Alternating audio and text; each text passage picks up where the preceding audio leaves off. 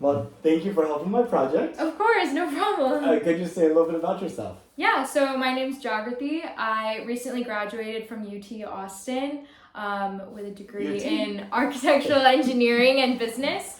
And I'm about to be moving to Seattle in 2 months to be working as a sustainability engineer at an engineering company called Buro Happold.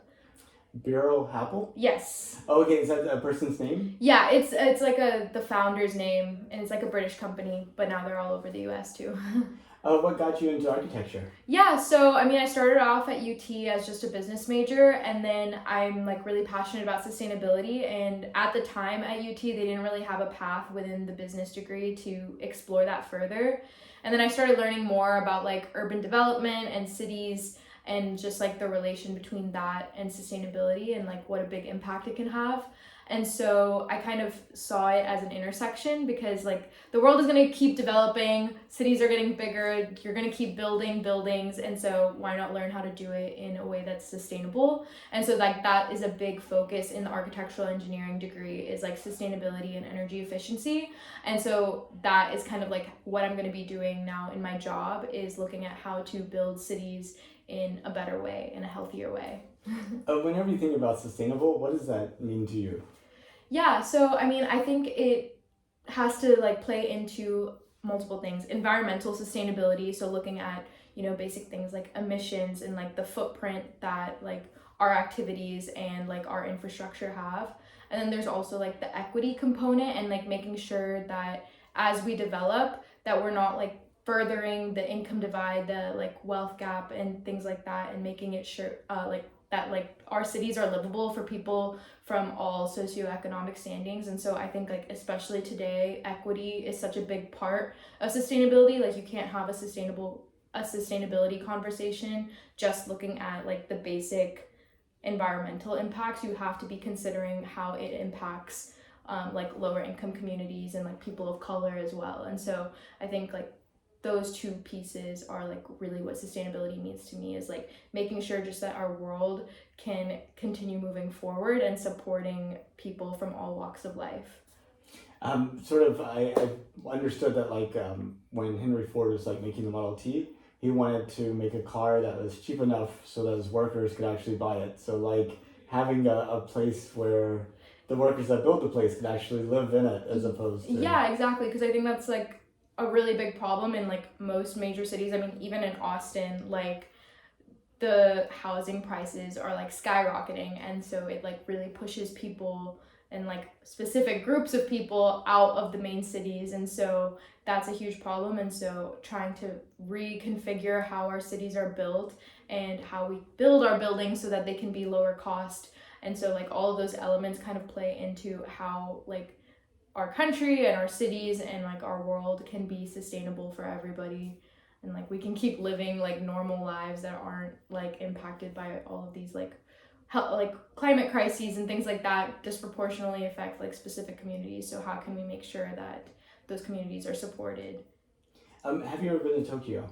I'm actually about to go to Tokyo in April with my brother. Yeah, we're both going to Japan. Have you been to Mumbai? So I've been to India, but I've only been to Mumbai like maybe on a like layover when I was younger. Where in India did you go? Jaipur. Jaipur. Yes. Okay. How many people? Is that smaller than Mumbai? I would imagine so, because I'm pretty sure like Mumbai is very densely populated, but I think that goes as like for most of the major cities in India are like very densely populated. So I know that Jaipur is also like a big city, but my mom would probably be better to ask about like population estimates. But yeah, I know that they're both pretty densely populated.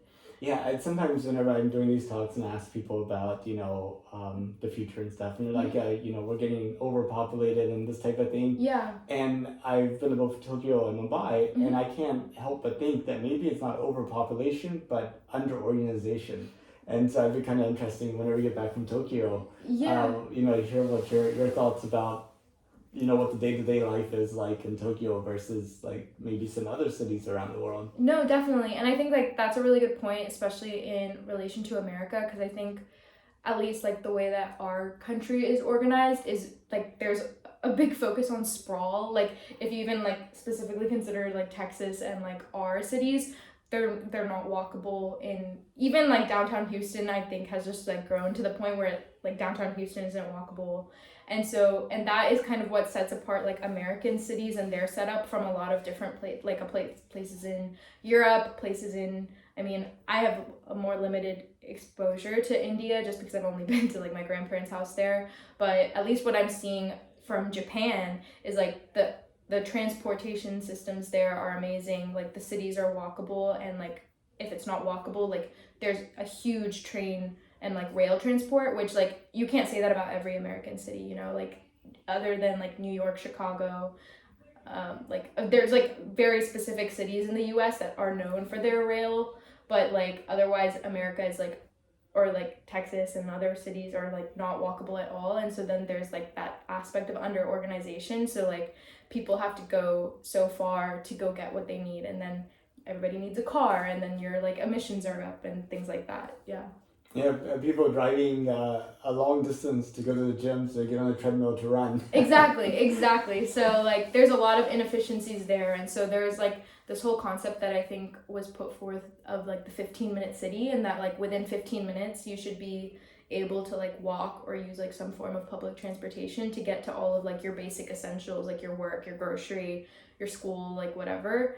And so like that is kind of a movement that I know a lot of people are putting forth for like US development, is that we should be pushing for those kinds of cities as well, because it just like makes like your quality of life so much better when everything is like so close to you instead of like spreading out further and further away.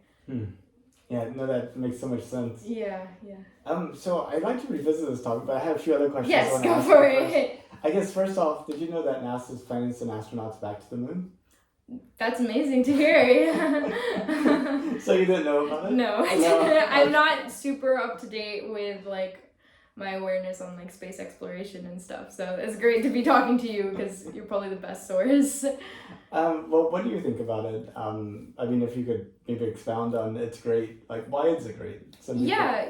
So, I mean, I think from, like I said, like my knowledge of like space exploration is like pretty limited in terms of like its impacts. But from what I understand, a lot of like these space missions help specifically in agriculture, because like when we send satellites out, it helps like farmers and stuff be able to like, you know, clear weather patterns, maybe like climate crisis like detection and things like that. So beyond that aspect of like space exploration, I guess I'm not super familiar with like what the impacts are, and so I guess maybe like you could probably shed better light on this for me specifically, because I think from my perspective I've always seen like space exploration, for example, like to like trying to, you know, populate Mars and trying to do that. I think from a sustainability standpoint, I always see it as a bit of like avoiding a bigger issue, or like deferring resources that could be like allocated towards sustainability to something that maybe will only help like the top 1% of people, especially in like at least the near future. And I know that that might be short-sighted because there's probably like benefits down the line, but it seems like those are kind of avoiding the problem at Earth and like fleeing, rather than focusing in on like how we can kind of like, you know, stop global warming or like prevent, like slow down global warming, rather than just trying to see how we can populate another planet. But you could probably shed more light on like maybe what the other benefits are that I'm not seeing. Yeah, I mean that's a very good point.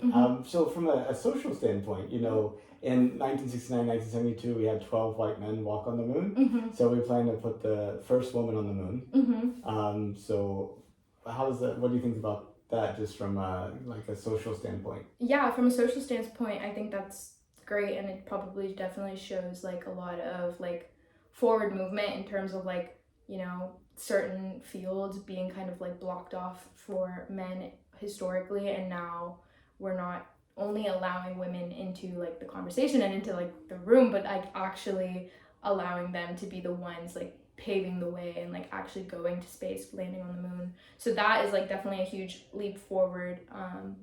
So that is like great to hear socially. Yeah. But back to the benefits. The only reason I could think of that makes sense to send people to space is to send people to space, which sounds kind of like circular. Mm-hmm. But I think it all comes down to like your long range vision of humanity. Mm-hmm. So whenever you think about humanity, like in 200 years from now, what does it look like to you? I guess it's like pretty hard for me to imagine, just coming from maybe like a pessimistic viewpoint of like, oh, the climate is so bad, and so in 200 years it's pretty hard to imagine. But I mean, trying to be optimistic, like I would hope that, like at least, I guess I don't think about it in the space aspect that frequently, because I mean, I imagine like where space exploration is now, things are only like growing exponentially. So in 200 years, I'm sure it's like very likely that we have some form of like way for humans to be more like traveling to space, to not be just like limited to like astronauts, but probably like at least from I know like space travel is like kind of a thing, so I imagine like that becoming more popular within 200 years. And then at least on an earth level, like I imagine that a lot of like these things that like our daily like use, like cars and like all of this stuff, like I feel like a lot like that entire economy will kind of shift towards being like shared, and also not look like how they look now. Like, I imagine a lot more like I've heard about like this whole concept of like eVTOL, like the electric vehicle like takeoff and landing. So like we're Right. like, instead of driving somewhere, we are like flying even shorter distances and things like that. So I guess like these are all elements, but it's kind of hard to see like the big picture of like what that means for like what the world looks like in 200 years. Yeah. Okay. And maybe instead of prediction, maybe you go into the category of wishing. Okay. If you could create a future, kind of like a vision for how you would like humanity to look in 200 years, what would be your dream? Yeah. Well, I guess that like kind of riffs off of like probably like I'm probably being repetitive in terms of like what I've said so far, but I do think that like,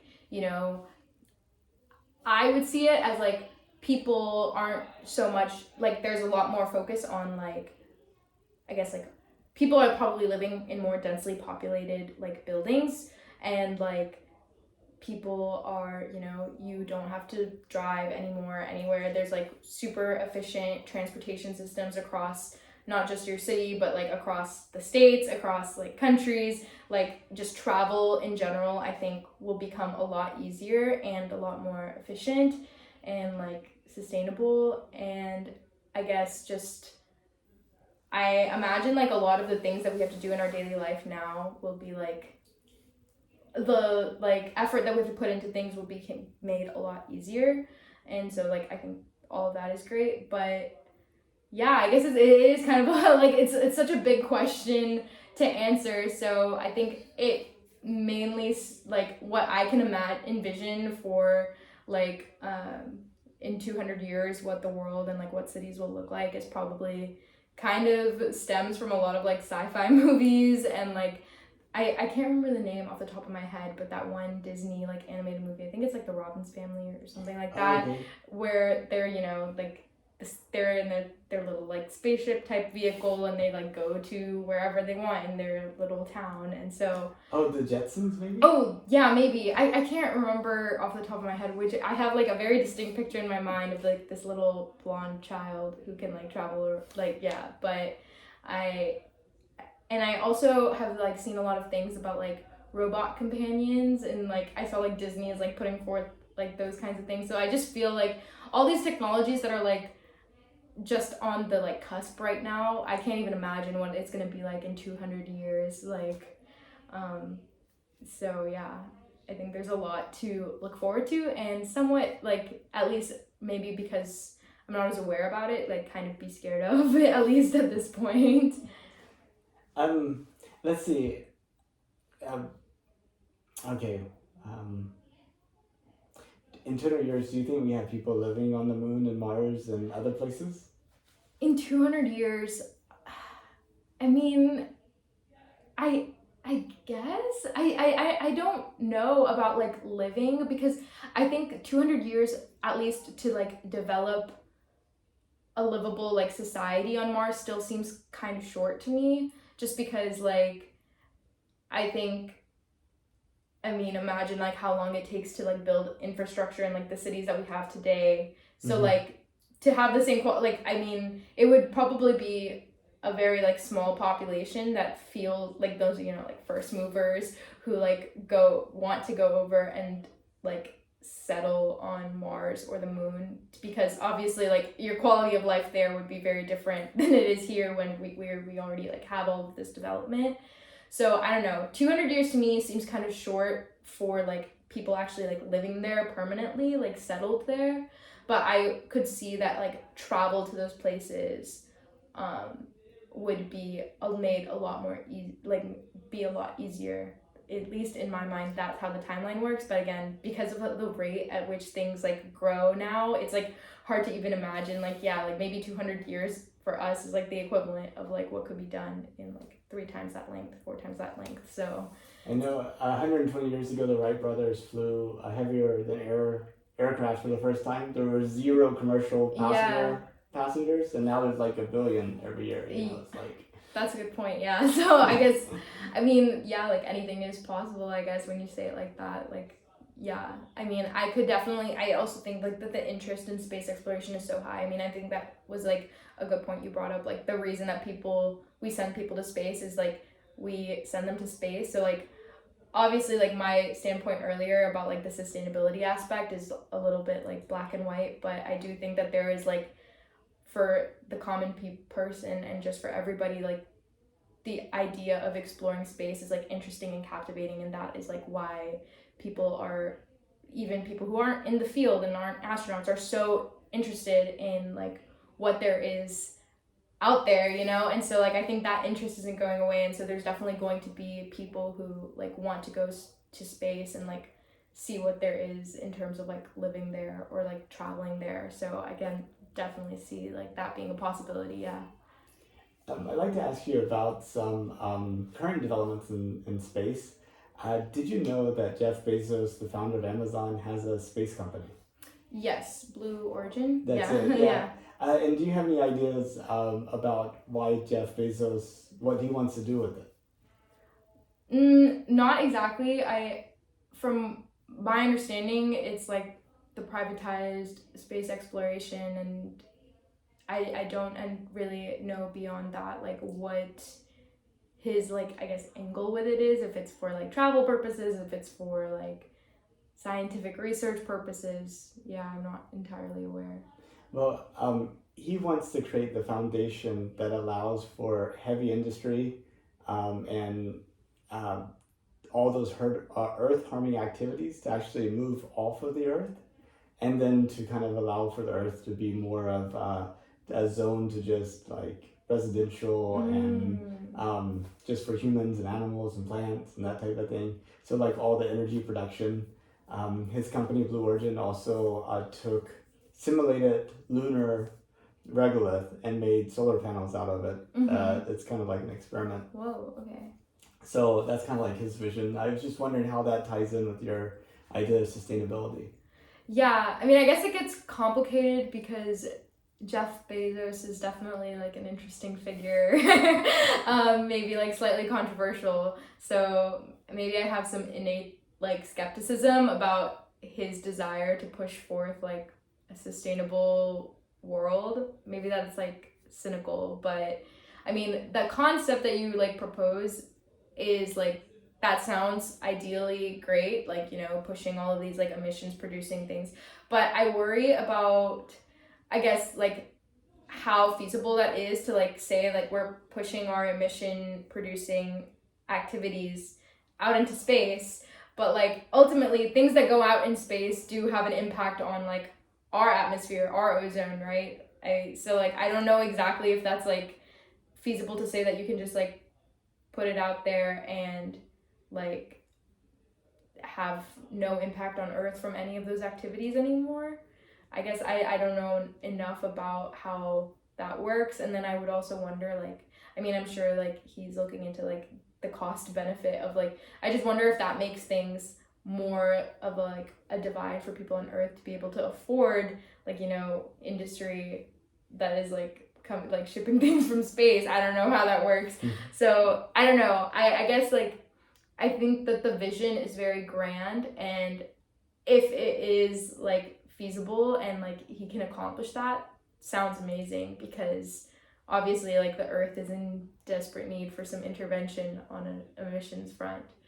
But I do think that, I mean, Amazon and like Jeff Bezos innately like have such a large role in the climate crisis today, so like it's hard to see how those two pieces like fit together. Right. It's like, I guess if you wanted to do something with climate crisis, why not have electric delivery trucks and Exactly. recycled packaging? Yeah, exactly. So like that is a huge point of mine, is that like, yeah, like these grand visions are great, and you put like, I'm sure Jeff Bezos funnels like a lot of money into like things like Blue Origin, but it seems like there's so many more like immediate interventions that he could be investing in, but I don't know what the disconnect is there. So like, why not do something that has effects tomorrow? As an example. Exactly. Yeah. Well, since we're in the category of polarizing figures, Yeah. so Elon Musk also has a space company. Yes. And an electric car company. Uh-huh. Now, Elon Musk, you have any ideas on what his visions are for space? No, again, yeah, similar as to Jeff Bezos. I don't know what the differentiation is in terms of their companies. He wants to colonize Mars. Okay. So, a million-person city on Mars by 2050 is sort of roughly the thought process. Okay. Yeah. And so he's building this. One problem with space is that every time you launch a rocket, you only use it at one time. You have to build a new rocket. Yeah. And so it's like really costly, not just to build the rocket, but all the testing you have to do to make sure it worked, because it's never worked before, right? Mm-hmm. So he's working on a fully reusable rocket called Starship, which has actually been built in Southeast Texas. Oh, awesome. In Boca Chica, and should be launching like next month on his first test flight. Okay. And he says it has a 50-50 chance of exploding on the launch pad. Okay. Just a little, yeah. things you have to go through. Yeah. But this rocket, they're thinking they could use it like multiple times per day, and not only take things from Earth to orbit and back, but also from points to point travel on Earth. So like, you're going to Tokyo. Do you know how long your flight is? Yeah, I mean, I'm flying to SF first, and then from SF to Tokyo, even though it's much closer, it's still like 11 or 12 hours. So total, it's like 15, 16 hours of flying, I'm pretty sure.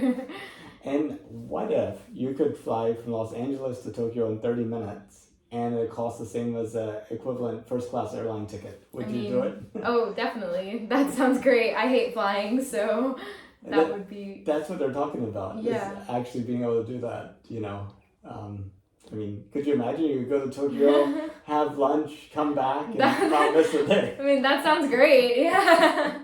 Yeah, definitely. If you could take a trip to space, would you? I don't think so. I mean, honestly, like, I think, like I was saying earlier, like, I think, like, the concept of space is very, like, captivating for people. I think for me, it's more scary. Like, I think a lot of the movies I've seen, and just in general, like, I don't think that I would, not because I, like, don't support, like, the overall idea of being able to go to space. Like, I'm sure there's, like, so much you can gain from that, just from a, like, perspective point of view. It's, like, the same as traveling anywhere on the world, traveling to space. I think just... for me, I would not be a first mover on that, like, type of endeavor. I think I would have to, maybe give me, like, 5 years to see, like, how other people have been making it back.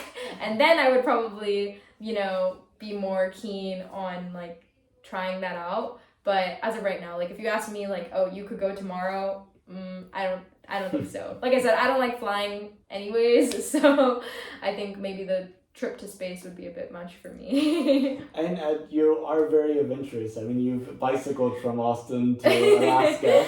And you're going to Tokyo. So yes. It's not, but no, that's a good point. You definitely don't want to be the test dummy. Yes, I think that is my biggest fear with that. I mean, once I have, like, scoped it out, I guess I would definitely be interested in, like, exploring space and like being able to travel there. But I think maybe I am a little bit like I'm still not caught up to like where technology is today. So like I'm still behind in all of that. So for me, it seems like leaps and bounds away from where we are today. But I think in reality, that's not the case. And like it's coming, those things are going to be made possible a lot sooner than at least I think that they will be. So I know, like, I think the 2020s are to space what the 1990s were to the internet. mm-hmm. And 1990, there was only like universities, governments, agencies, and stuff were like on the internet. Mm-hmm. Almost nobody had email. People had dial-up internet access where they had to use their. I mean, we don't even have them now. Yeah. But the landlines at the Yeah. house took the computer up to talk to another computer, and then inevitably somebody at home would pick up on another line and disconnect you. But that's always Yeah. But by like 2000, pretty much everybody had email addresses. A lot of people had dedicated either phone lines or special internet lines for their internet connectivity.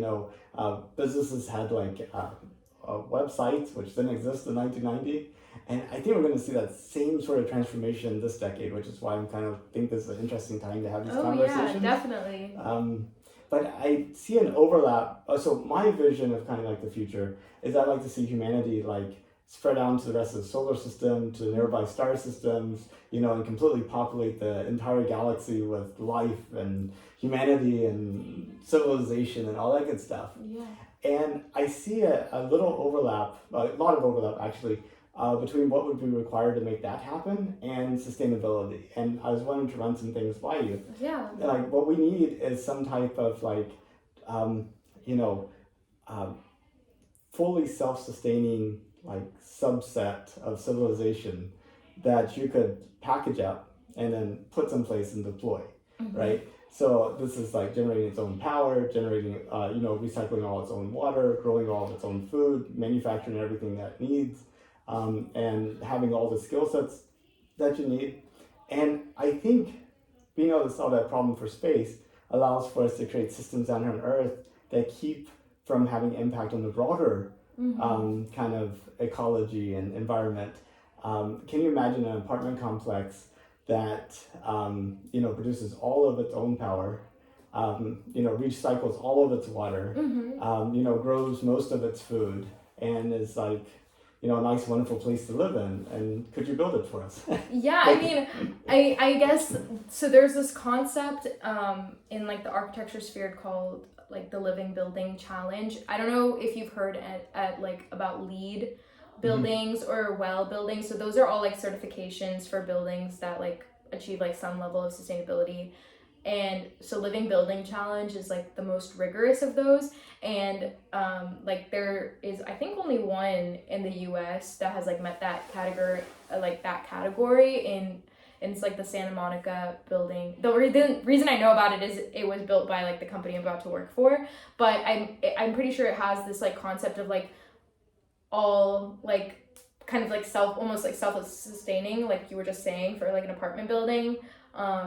I think probably minus like the food aspect because it's a city hall building, but like all the water is like reused. It generates, I think it's a net positive building, so it generates more energy than it consumes, and then that energy can be sent back to the grid to like meet other building demands in the area. And so like all of these concepts are like coming up in architecture, and I think like that is kind of, I mean, so many cities now are like trying to like employ those kinds of techniques into their buildings and into like their just overall infrastructure to become like net zero emissions or net positive by like 2040, 2050, based on like all these different goals. I'm pretty sure Ithaca or like has like I'm pretty sure, yeah, Ithaca or like and Stony Brook in New York, like those like cities specifically have like huge pushes to like go towards that for like their full campuses and stuff too. So like it, like those, like what you're saying, like things that we would need to like have a society in space, like those kinds of things are like trickling down into like Earth too, and like how we see like the future of like cities and buildings and all of those things. So that's one concept, but another concept you mentioned, net positive. Mm-hmm. Carbon is an extremely strong atom. It makes strong bonds Yeah. and stuff. I mean, like you have graphene and Yeah. you have a diamond, Diamond, and all yeah, this yeah. stuff, and like the trees are made out of carbon, what have you. I have this idea of actually building huge skyscrapers out of carbon that's absorbed directly out of the air. So it actually, just like a tree, it would actually go and take the carbon dioxide and other elements out of the air and actually assemble the building. So you wouldn't actually have to actually like ship material up to build the building. It would just use the ambient carbon. And so, at some point, there may be not enough carbon in the air, and we actually have a carbon deficit because we build all of our buildings. That would be amazing if we had a carbon deficit. Yeah. We'd be like burning down, like tires and stuff just to have stuff in the air to build a building. The air is too clean It's now. too clean. Yeah. What do you think it'd take to create something like that? Wow. I mean, I guess that might be a little out of my depth in terms of like my awareness about like material science and things like that. But I mean, like things like you said, like trees, like biomimicry is like the new wave of like seeing how we can like pull from nature to like build our own systems. And like I'm sure like what you're saying is not like completely impossible, and like that I think is like a great place to move, is like how can we build things that actually improve our like air quality and like quality of the earth, rather than like detracting from them like most like construction would typically do. So I have no clue like what we need to get there, but I mean it's definitely like looking to nature and seeing how we can like imitate that in our own life is probably like the way to go as far as like developing new materials and innovating in that space. It'd be amazing if it was actually a living building. Yeah, like an actually living building. Yeah, that could. It kind of grows a little bit, heals itself. Yeah, I'm sure that would be like, that sounds like, if I could imagine something for 200 years, it would be that our buildings just grow themselves. Yeah. Inside, like the wall, fruits and vegetables are just there. And that sounds great. Like I would live there. That's awesome. Well, I see this as a time capsule for the future. Awesome. The audience is for 200 years from now, people to look back and make sense of what I think is going to be a transformational decade. Is there anything that you'd like to add that we didn't talk about? No, I mean, I think we really covered a lot of, and like, I am just like excited to see like how things develop, because I mean, all like climate skepticism and pessimism aside, like I do think that overall the world tends to figure things out, and so I feel I have some hope from that despite where it may seem we are, like I think we're going always innovating and pushing towards things that are going to make our lives amazing in unimaginable ways right now. That's awesome. Thank you so much for your time. Yeah, I really thank you. appreciate it. Thank you.